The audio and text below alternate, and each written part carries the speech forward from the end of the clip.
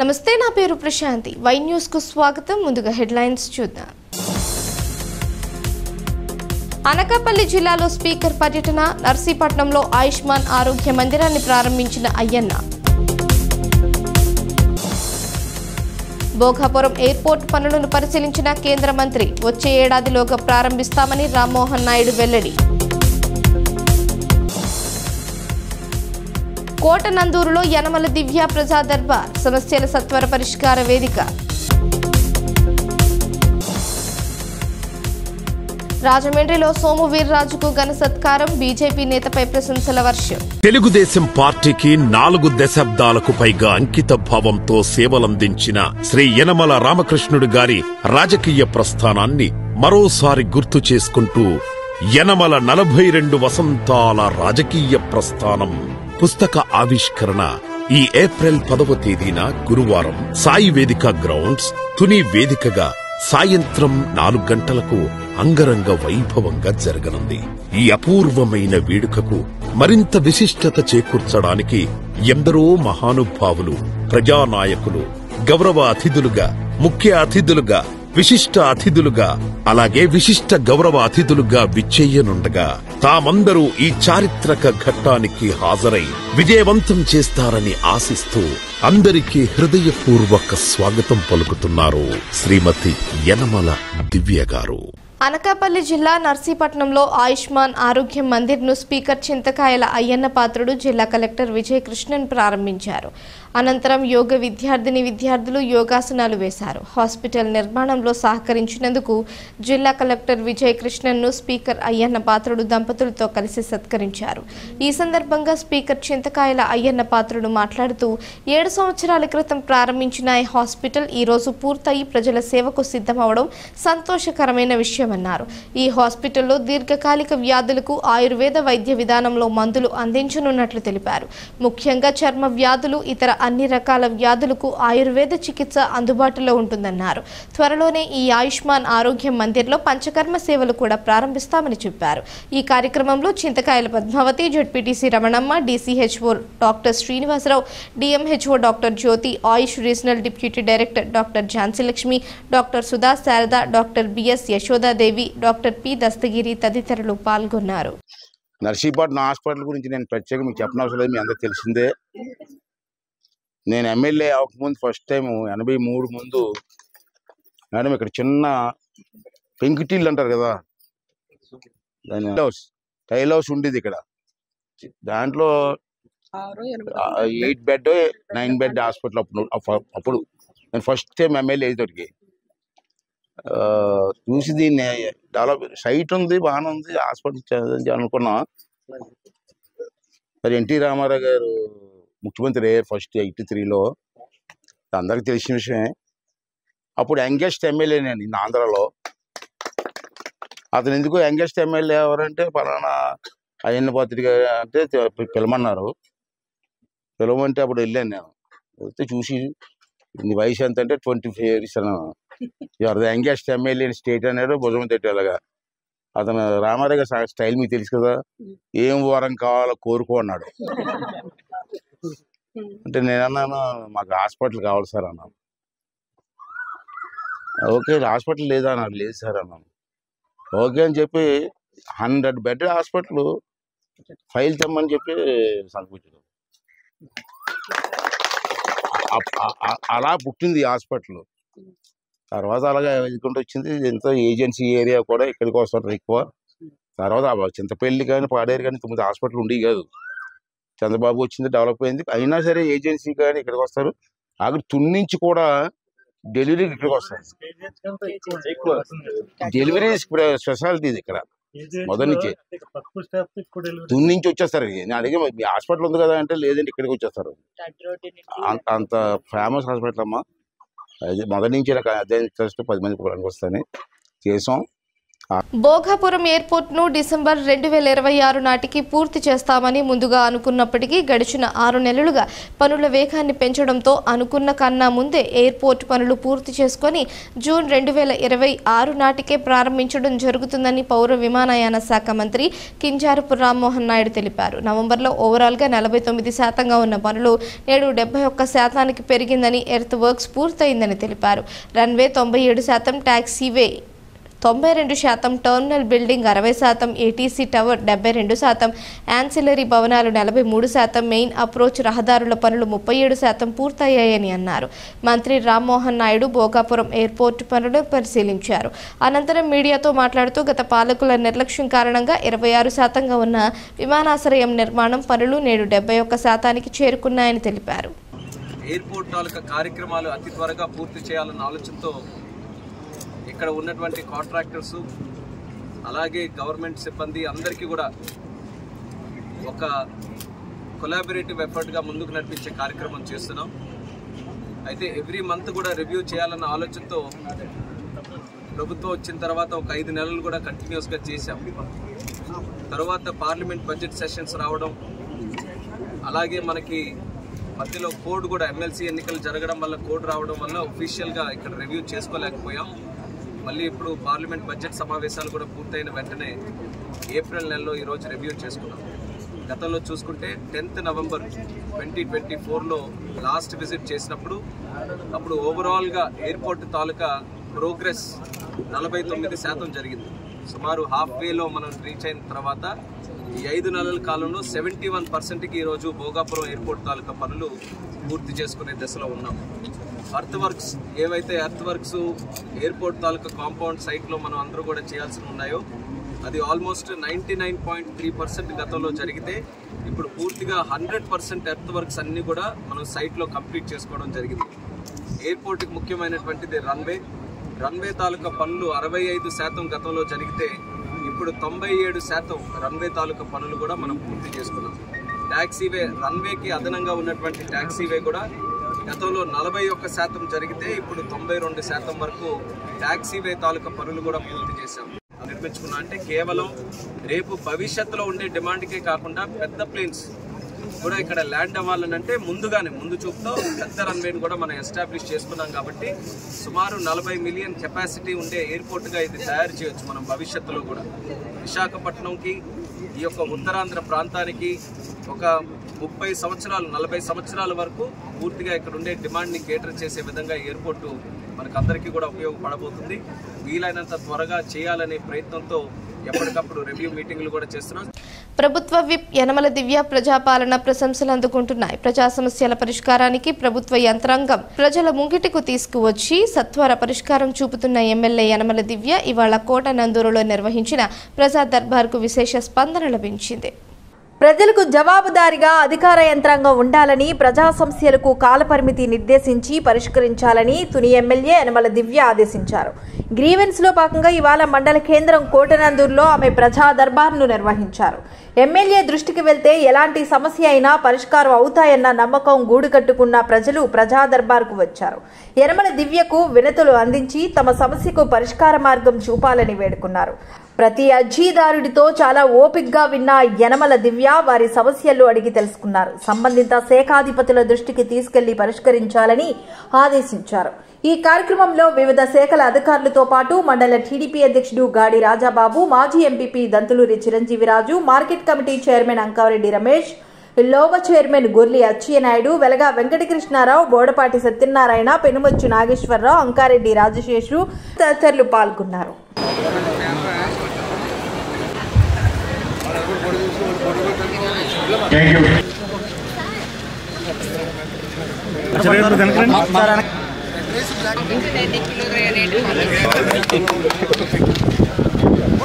అందరికీ నమస్కారం.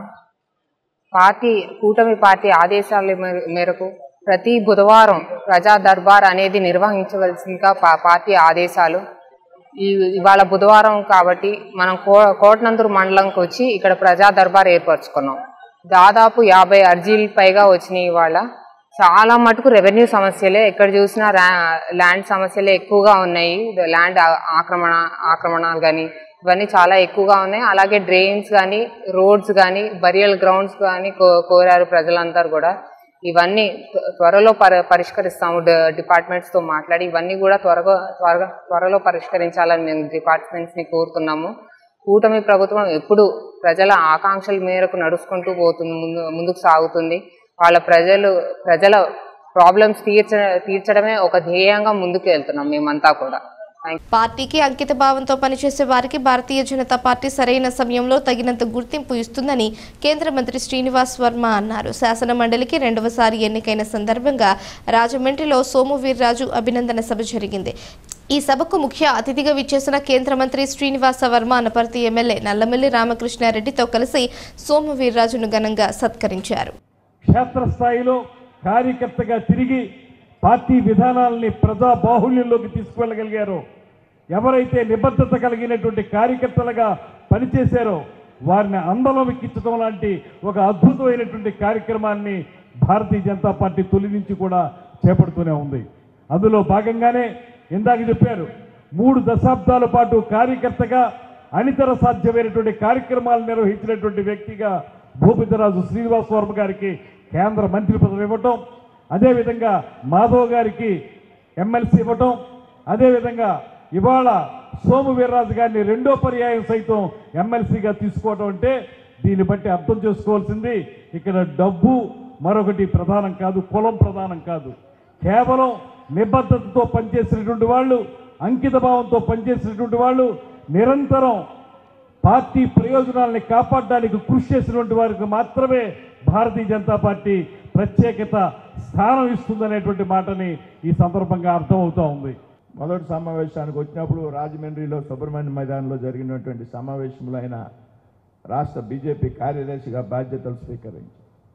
ఆ తర్వాత యువమోర్చా అధ్యక్షుడిగా, రాష్ట్ర అధ్యక్షుడిగా, రాష్ట్ర బీజేపీ ఉపాధ్యక్షుడిగా, ప్రధాన కార్యదర్శిగా, జాతీయ కార్యవర్గ సభ్యుడిగా అనేక బాధ్యతలు నిర్వహించినటువంటి వ్యక్తి సోము వీర్రాజు. ఈ రాష్ట్రంలో ఉన్నటువంటి ప్రతి ఒక్క బీజేపీ కార్యకర్త గుండెల్లో ఉన్నటువంటి వ్యక్తి సోము వీర్రాజు గారు అని చెప్పడంలో సందేహం లేదనేటువంటి విషయాన్ని ఈ సందర్భంగా అంటే పనిచేసేటువంటి క్రమంలో కొన్ని ఇబ్బందులు ఉంటాయి. కూటమిలో ఉన్నటువంటి సందర్భంలో కొన్ని ఇబ్బందులు ఉంటాయి. మిత్రపక్షాలతో కలిసి పనిచేసినటువంటి సందర్భంలో అంటే ఎక్కడ కార్యకర్తలకు అవమానం జరిగినా, భారతీయ జనతా పార్టీ చిన్నచూపు చూసినా సహించకుండా నిర్మోహమాటంగా కార్యకర్తల తరఫున మాట్లాడేటువంటి ఏకైక వ్యక్తి సోము వీర్రాజు గారు అనే సందేహం ఉంది. ఈ సందర్భంలో పార్టీలో కార్యకర్తల్లో ఉత్సాహాన్ని నింపి రాష్ట్రమంతా పర్యటించి కార్యకర్తలకు భరోసా ఇచ్చినటువంటి వ్యక్తి సోము వీర్రాజు గారు. ఆ తర్వాత 24 ఎన్నికలు జరిగాయి. 24 ఎన్నికల్లో రాష్ట్రంలో 10 అసెంబ్లీ స్థానాలు, 6 పార్లమెంట్ స్థానాలు భారతీయ జనతా పార్టీకి పొత్తుల్లో భాగంగా కేటాయిస్తే సోము వీర్రాజు గారికి ఎక్కడా కూడా పోటీ చేయడానికి అవకాశం రాలేదు. ఆయన అడగలేదు. పార్టీ చేయమంటే చేస్తాను, లేకపోతే చెయ్యను అని చెప్పినటువంటి ఏకైక వ్యక్తి సోము వీర్రాజు గారు అనేటువంటి విషయం మీ అందరికీ చెప్తున్నా. చందన రూపుడై పవిత్ర గౌతమి గోదావరి తీరాన స్వయంభూగా వెలిసిన 7 శనివారాల వెంకన్నగా భక్తులు పూజలు అందుకుంటున్న వాడపల్లి శ్రీ వెంకటేశ్వర స్వామి వారి కళ్యాణం మంగళవారం రాత్రి అంగరంగ వైభవంగా జరిగింది. అంబేద్కర్ కోనసీమ జిల్లాలో కోనసీమ తిరుమలగా ప్రసిద్ధిగాంచిన ఆత్రేయపురం మండలం వాడపల్లి శ్రీ వెంకటేశ్వర స్వామి వారి వార్షిక కళ్యాణోత్సవాల్లో 2వ రోజు స్వామివారి దివ్య కళ్యాణం కన్నుల పండుగగా నిర్వహించారు. భక్తుల గోవింద నామస్మరణ నడుమ మేళతాళాలు, మంగళ వాయిద్యాలతో స్వామి అమ్మవారి కళ్యాణ వేదిక వద్దకు ఊరేగింపుగా తీసుకువచ్చారు. రంగురంగుల పూలు, విద్యుత్ దీపాలతో సర్వాంగ సుందరంగా తీర్చిదిద్దిన కళ్యాణ వేదికపై శ్రీదేవి భూదేవి సమేతంగా శ్రీ వెంకటేశ్వర స్వామి వారి కళ్యాణాన్ని వేద పండితులు శాస్త్రోక్తంగా జరిపించారు. రాష్ట్ర ప్రభుత్వం తరపున కొత్తపేట ఎమ్మెల్యే బండారు సత్యానందరావు దంపతులు స్వామివారికి పట్టు వస్త్రాలు సమర్పించారు. వివిధ ప్రాంతాల నుంచి తరలి వచ్చిన వేలాది మంది భక్తులతో కళ్యాణ ప్రాంగణం కిక్కిరిసిపోయింది.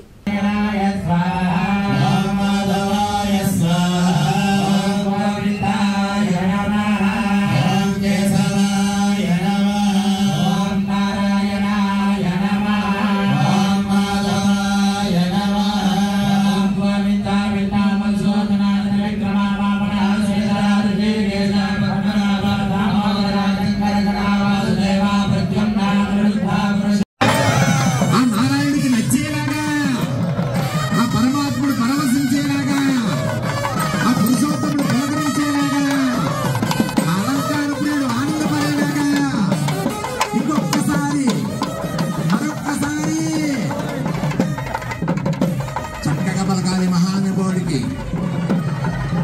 మన ముందు తరాల వారిని మన తర్వాత తరాల వారిని కూడా తరింపచేసేది కూడా ఆ నామం మాత్రమే. ప్రశుద్ధం సంజీవయత్యఖిలాండగోడి బ్రహ్మాండ రాయగడయం వాడుకుల క్షేత్రంలో చేసిన శ్రీ భూసమేత శ్రీ వెంకటేశ్వర స్వామి వారి దివ్య కళ్యాణోత్సవం రెడ్డి సుబ్రహ్మణ్యం గారు అడుగుతున్నారు కదా, స్వామి వారికి దేవాలయం నమస్కరించి బంగారు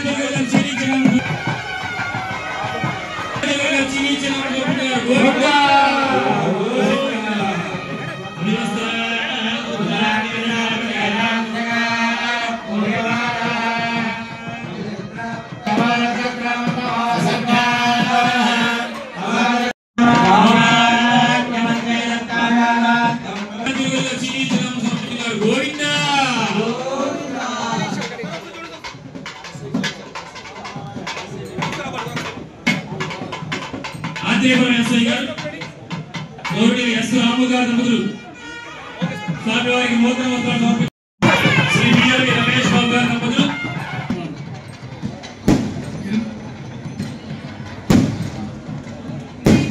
కళ్యాణ మండపం సలదాపమైనటువంటి ఏపీ రాజగోపాలాచార్య గారిని వేదిక దగ్గర సాధారణంగా సుమంగళీర్యం మధురిమాకం సమయ నమస్యదా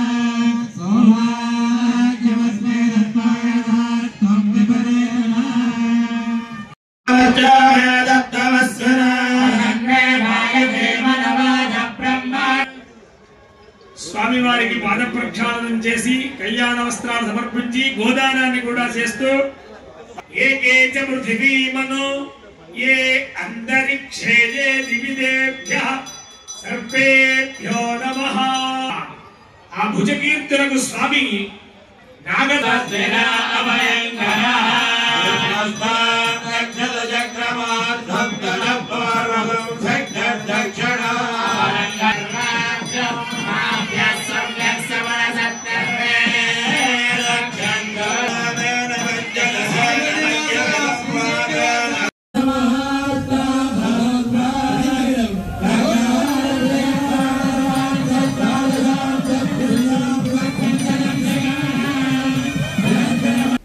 బులెటిన్లో షార్ట్ బ్రేక్.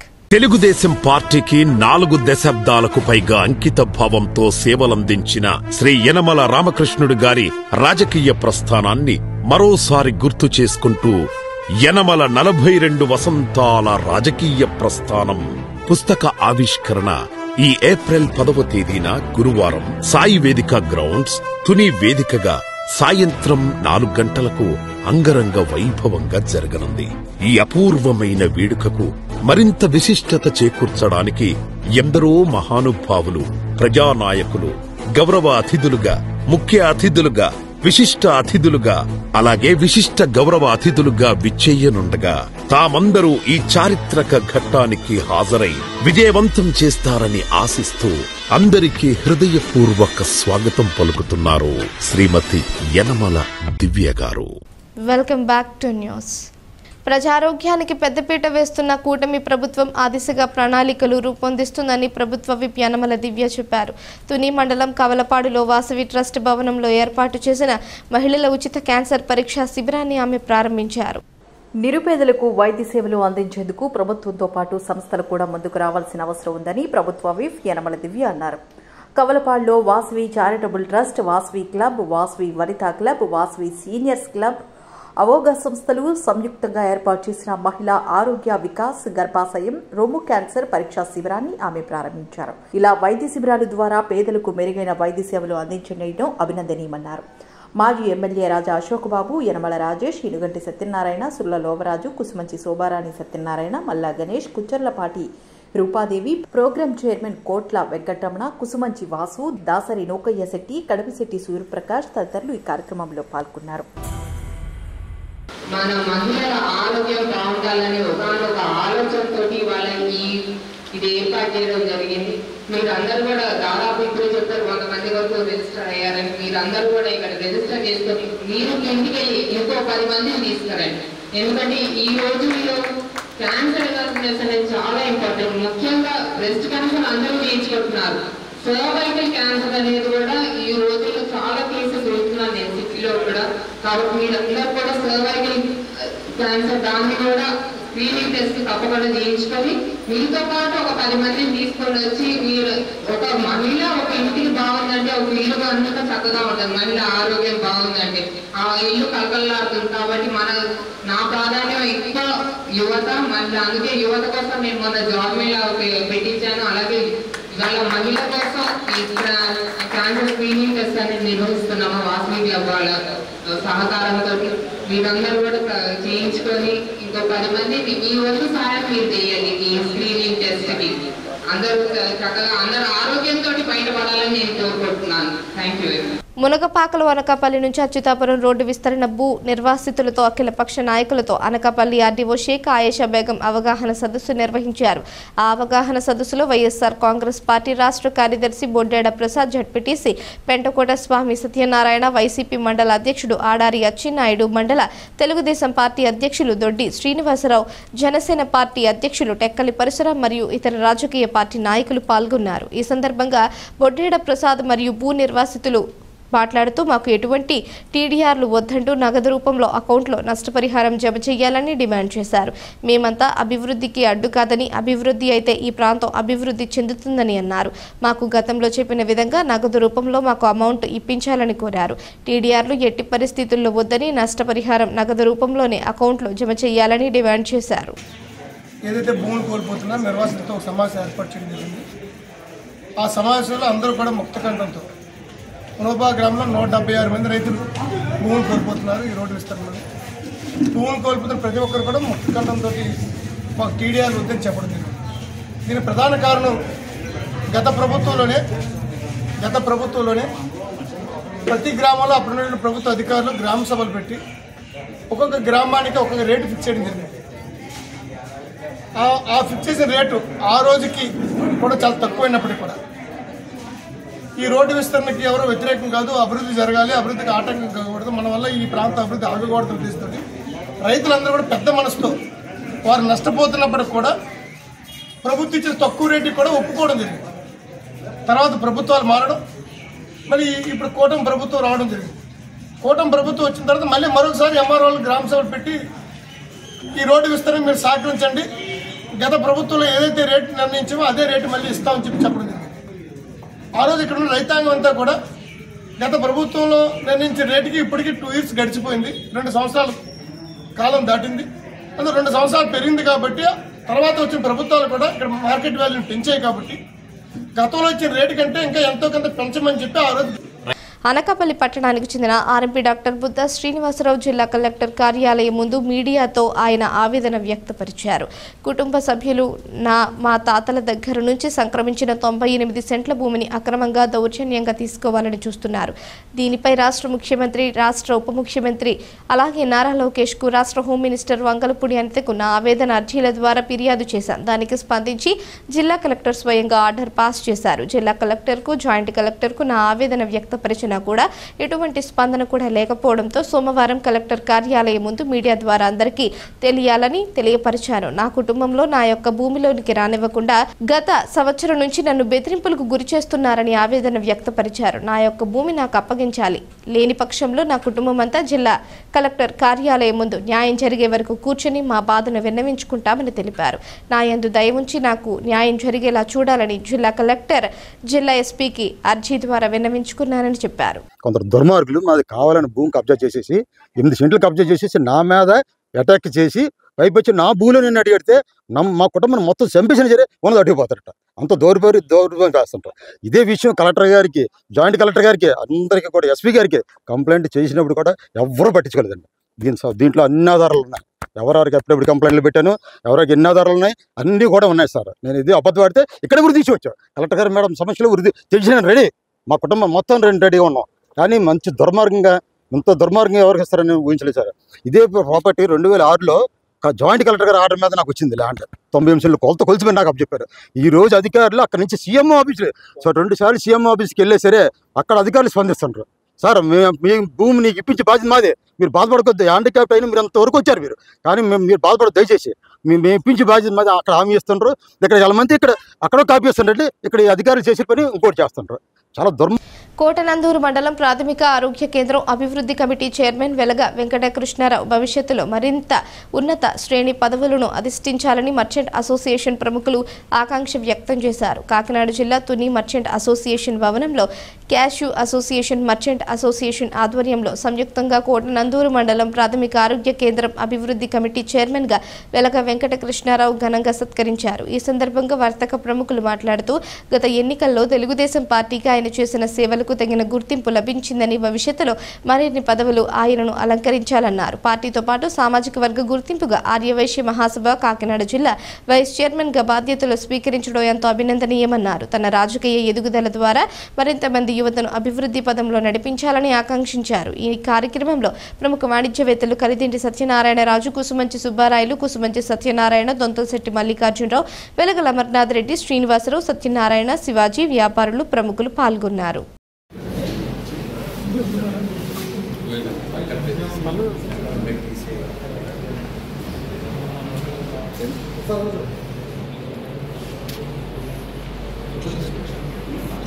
ఓకే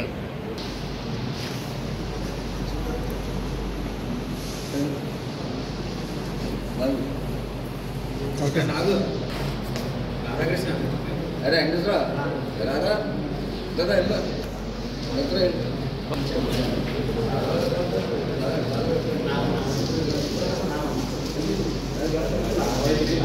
ఓకే అండి.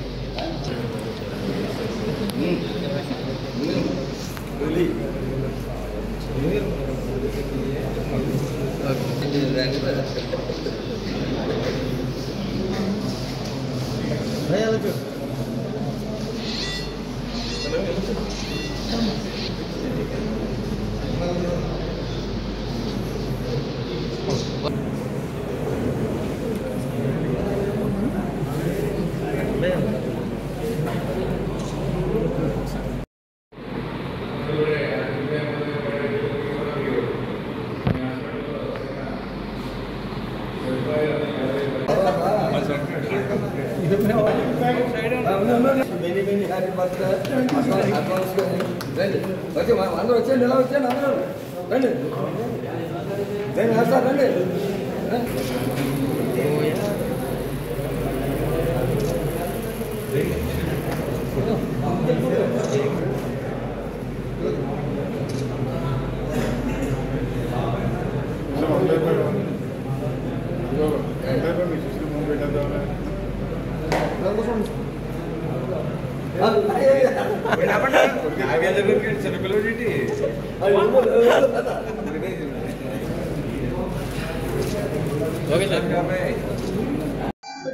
ఈ బాధ్యతను ఎంతో మనస్ఫూర్తిగా నిర్వర్తించి నా సేవలన్నీ కూడా వినియోగిస్తానని చెప్పి సేవలు చేసుకుంటానని చెప్పి మనస్ఫూర్తిగా ఈ సభాముఖంగా పేరు పేరున అందరికీ కూడా తెలియజేసుకుంటాను. అలాగే మన అసోసియేషన్ సభ్యులందరికీ కూడా ఏ సమస్య ఉన్నా అసోసియేషన్ తరఫున నేను ముందుండి నడిపించి, అలాగే మన సుబ్బరాయ గారు అలాగే మన మల్లిబాబు గారి సారథ్యంలో నేను ముందుండి నడిపిస్తానని చెప్పి మీ అందరికీ కూడా మనస్ఫూర్తిగా నేను తెలియజేసుకుంటున్నాను. ఇంతటితో తర్వాత ఈ కార్యక్రమానికి వచ్చి ఈ కార్యక్రమం పూర్తి చేసుకొని మా ఆతిథ్యం కూడా స్వీకరించి తెలుగుదేశం పార్టీకి 4 దశాబ్దాలకు పైగా అంకిత భావంతో సేవలందించిన శ్రీ యనమల రామకృష్ణుడు గారి రాజకీయ ప్రస్థానాన్ని మరోసారి గుర్తు చేసుకుంటూ యనమల 42 వసంతాల రాజకీయ ప్రస్థానం పుస్తక ఆవిష్కరణ ఈ ఏప్రిల్ 10వ తేదీన గురువారం సాయి వేదిక గ్రౌండ్స్ తుని వేదికగా సాయంత్రం 4 గంటలకు అంగరంగ వైభవంగా జరగనుంది.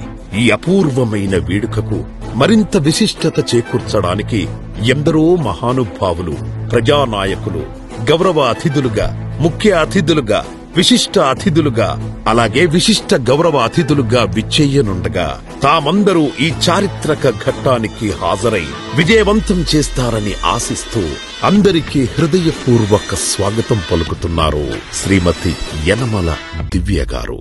వార్తలు ముగించే ముందు హెడ్లైన్స్ మరోసారి. అనకాపల్లి జిల్లాలో స్పీకర్ పర్యటన, నర్సీపట్నంలో ఆయుష్మాన్ ఆరోగ్య మందిరాన్ని ప్రారంభించిన అయ్యన్న. భోగాపురం ఎయిర్పోర్ట్ పనులను పరిశీలించిన కేంద్ర మంత్రి, వచ్చే ఏడాదిలోగా ప్రారంభిస్తామని రామ్మోహన్ నాయుడు వెల్లడి. కోటనందూరులో యనమల దివ్య ప్రజా దర్బార్ సమస్యల సత్వర పరిష్కార వేదిక.